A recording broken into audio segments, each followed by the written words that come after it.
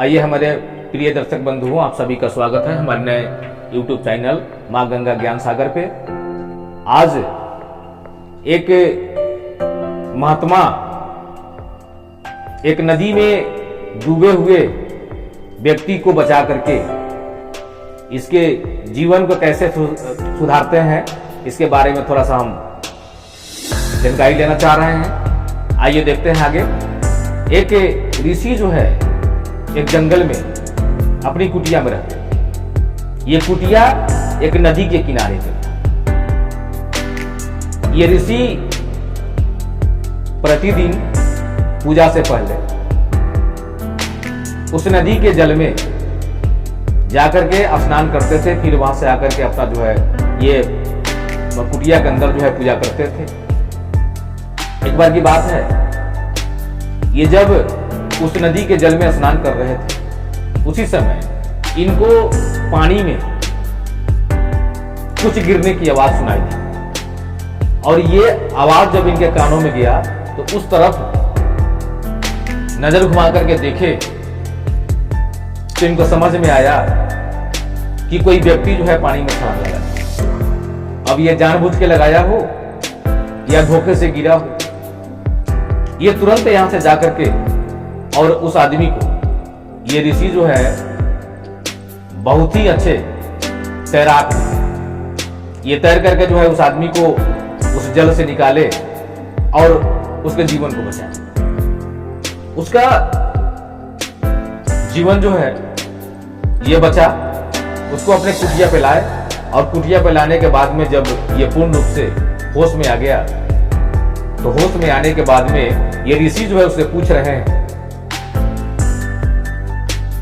कि ये पानी में आप जो गिरे कैसे गिरे, धोखा से गिरे या जानबूझ के गिरे।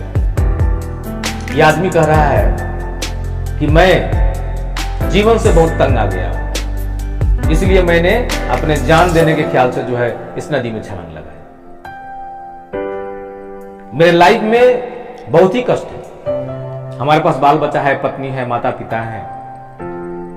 मैं आज तक जितना भी कमाता हूं, जो भी मेरे पास रुपया आता है, इससे मेरा घर परिवार जो है बिल्कुल कभी खुशहाल नहीं चलता। मैं अपने पत्नी को खुश नहीं रख पाता हूं, मैं अपने बाल बच्चों को जो है अच्छे स्कूल में पढ़ा नहीं पाता हूं, मैं अच्छे ढंग से जो है अपने माता पिता का इस आमदनी के माध्यम से सेवा नहीं कर पाता हूं। खाने के लिए परेशानी होती है, अच्छा कपड़ा पहनने के लिए परेशानी होती है, और जितना जरूरी मुझे हो इतना आमदनी जो है हमें नहीं होगा। मैं जीवन से जो है बहुत ही परेशान हूं कि यदि हमारे रहते हमारे बच्चा को यदि कष्ट हो, हमारे माता पिता का कष्ट हो और हमारे पत्नी का यदि किसी प्रकार का मनोकामना पूर्ण नहीं हो तो फिर मेरे रह से क्या। इसलिए मैंने इस जीवन से दुखी होकर के मैं अपना जान देने जा रहा हूं। मैं अपना जान देने जा रहा था, लेकिन आपने मुझे बचाया, ये सही नहीं। ये ऋषि कह रहे हैं उससे कि बच्चा, जीवन से कभी भी मुंह नहीं मोड़ना, अपने कर्म पे हमेशा भरोसा रखना। दुख सुख सबके साथ होता है, सबके जीवन में दुख सुख आता है।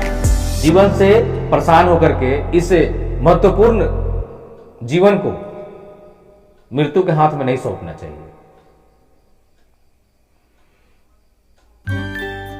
चलो ठीक है, यदि ऐसी परेशानी तुम्हारे साथ में है तो इस परेशानी को मैं हमेशा हमेशा के लिए दूर कर दूंगा। जीवन में कोई भी कष्ट तुम्हें नहीं होगा। और ये जो है ऋषि इसे अपने कुटिया के अंदर ले गए और एक सुंदर सा कलश, मिट्टी का कलश, उसे चाहे आप घड़ा कह लीजिए, एक घड़ा ले आकर के और इसके आगे बढ़े और कहे कि इस पर जो ये लाल कपड़ा डाला हुआ है, इस लाल कपड़ा को हटा करके तुम अपने इच्छा की जो भी वस्तु को इसके अंदर बोलेगा, ये सारा चीज तुम्हें मिलेगा।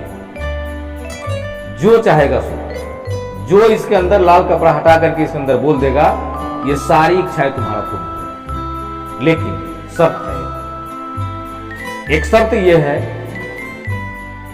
कि धोखा से भी ये जिस स्थान पे रखाएगा उस स्थान से ये कभी हटना नहीं चाहिए या ये फूटना नहीं चाहिए। ये मिट्टी का बर्तन है, जिस दिन ये फूट जाएगा और तुम इस कलश के माध्यम से, इस घैला के माध्यम से जो जो चीज जो है तुम्हारे पास आया है, धन दौलत रुपया घर मकान, ये जो भी चीज आया है तुम्हारे पास, सारा खत्म हो जाएगा। इस चीज पर जो है बिल्कुल ध्यान रखना। इसके अंदर बड़ी खुशी हुआ, ये संत जी का जो है ये कलश लेकर के और अपने घर तक चल दिया।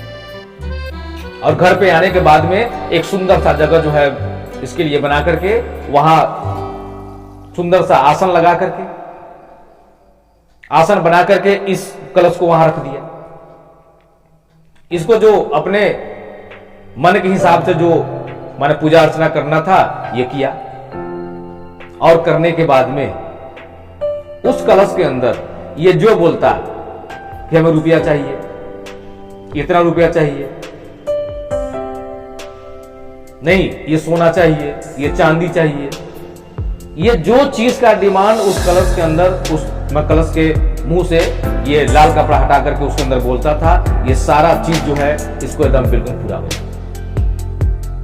अब ये धीरे धीरे जो है इसके पास बहुत सारा धन दौलत हो गया, आलीशान घर हो गया, गाड़ी हो गया दरवाजे पे, बहुत सारा जायदाद हो गया। इसके माता पिता भी बहुत अधिक खुशहाल रखने लगे, बहुत ही ज्यादा लोग खुश रहता था। इसका बाल बच्चा भी अच्छे स्कूल में पढ़ने लगा। ये अपने पत्नी का हर मनोकामना, जो चीज वो कहती कि आज ये चीज चाहिए, ये टोटल चीज का व्यवस्था वो करा। किसी प्रकार का दिक्कत इसके जीवन में नहीं रहा उस कलश के आने के बाद। एक चीज है, जब आपके पास बहुत सारा जब धन जब हो जाता है तो थोड़ी सी आलस जो है आदमी के पास आने लगता है। इसका समय जो है कुछ दिनों तक बहुत ही बढ़िया चला, बहुत इतना अच्छा चला कि फिर जिसका चला बहुत सुंदर चला। लेकिन धीरे धीरे जो है ये बुरे लत के संगत में पड़ के ये धीरे धीरे जो है अपने आप बर्बाद कर रहा है। इसके पास जब पर्याप्त मात्रा में रुपया हो गया, गाड़ी घर बंगला हर चीज की ऐशो आराम जब हो गया, तो इसके अंदर जो है थोड़ा सा आयासी आ गया और ये इस चीज को सोचने लगा कि जो हूं सो मैं, मेरे सिवा इस दुनिया में कोई नहीं, मैं इस दुनिया के अंदर जो चाहूंगा सो करूंगा, जैसा चाहूंगा वैसा करूंगा। ये चीज जो है इसको बार बार सताए। कभी भी गरीब हो अमीर हो, चाहे किसी भी परिस्थिति में हो, घमंड कभी भी नहीं करना चाहिए। ये घमंड जो है इस शरीर में आने के बाद में इस शरीर के अंदर दीमक की तरह जो है इसे बर्बाद करना शुरू करता है। वही इसके सामने ये जब धीरे धीरे उस अयासी में जो है बिल्कुल लिप्त रहने लगा, उसी में रमने लगा, वही चीज उसको अच्छा लगने लगा। इसके पास दुनिया का हर चीज का लत लगना शुरू हुआ, नशा पानी जुआ ताश, ये हर चीज दुनिया की एक भी मैंने किसी चीज को ये नहीं छोड़ा। ठीक है तुम करने के लिए कर रहा था, कोई बात नहीं, लेकिन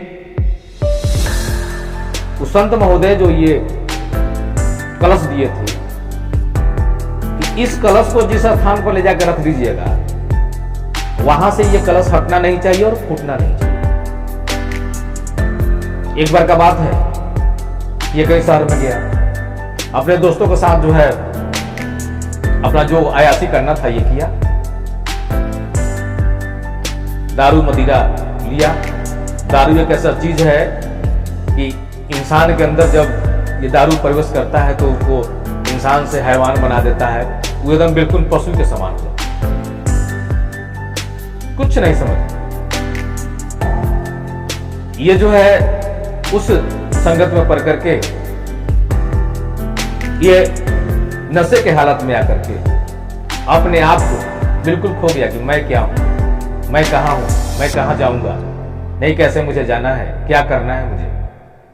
ये जो है वहां से मार्केट से किसी तरह से अपने घर पे आए और घर पे आने के बाद में इसका जो मेन पूजा का जो कक्ष था उसी से होकर के इसके बेडरूम का रास्ता जाता कि जब वहां से जा रहा था इसका नजर जो है उस कलश पे पड़ा। देखिए, विनाश काले विपरीत बुद्धि, बर्बादी का समय जब आता है तो ऐसे ही होता है। ये उस पूजा हॉल के सामने से जा रहा था अपने बेडरूम में, इसका ध्यान जो है उस कलश के पास है और इसके अंदर सोच बना कि मेरे घर में बहुत बढ़िया बढ़िया ये सोने चांदी का मैंने बहुत सारा सामान है, अच्छा अच्छा जो है ये ब्रांडेड जो है ये आपको फर्नीचर लगा हुआ है, बहुत सारी व्यवस्थाएं हैं। ये मिट्टी का बर्तन कहां से, कौन बेहुदा गधा था, किसी को आकर के जो है ऐसे ही उसको डांटा भी, हटा उसको जल्दी यहां से, नहीं समझ में आता ये सब चीज घर पर रहने वाला चीज है, हटा उसको जल्दी यहां से। ये हटाने के उपरांत ही तो ऐसे ही बोल रहा था, इसको समझ में नहीं आ रहा था कि हम किसको कह रहे हैं। इसी बीच में इसको कहना क्या हुआ, ये जाकर के उस मन कलश को उठाया वहां से और उठा करके बाहर के साइड फेंक दिया, कलश फूट गया। और कलश फूटने के बाद में, घैला फूटने के बाद में इसकी जितनी भी ये अपार धन दौलत, ये घर मकान गाड़ी घोड़ा था, ये सारा धीरे धीरे धीरे धीरे धीरे धीरे धीरे बिल्कुल समाप्त होने लगा और सारा समाप्त। जीवन जहां से इसका शुरू हुआ था और इसका भाग जो है फिर उस छोटे समय से उस आसमान की ऊंचाई तक ले गया और वहां जाने के बाद में ये अहम घमंड के कारण, इस बात नहीं समझने के कारण, उस संत महोदय के बताए हुए रास्ते पर नहीं चल करके इससे गलत हो गया, जिसके कारण जो है इसका पूरा संपत्ति जो इसके पास में आया था, सारा संपत्ति इसका फिर से धीरे धीरे धीरे धीरे समूचा वापस। कहने का मतलब यह है,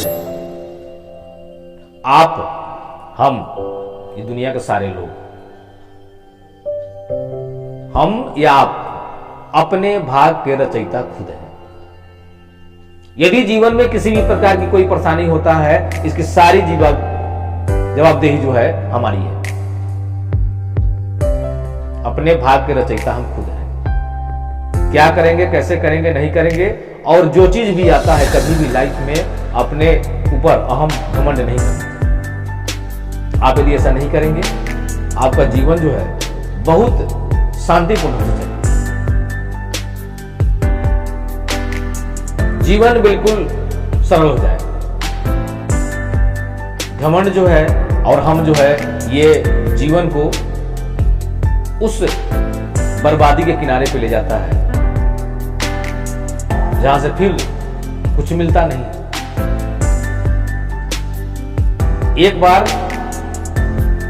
ये चीज बर्बाद हो गया तो फिर ये कितना समय लगेगा इसको वापस करने में, और फिर ये वापस होगा कि नहीं होगा कि कोई गारंटी। इसलिए अपने आप को समझें, अपने कर्म पे भरोसा करें, ईमानदारी से कोई काम करें, जीवन बिल्कुल सटीक और बिल्कुल सरल हो जाए। मैं अपने बातों को यही समाप्त करता हूं। धन्यवाद, नमस्कार।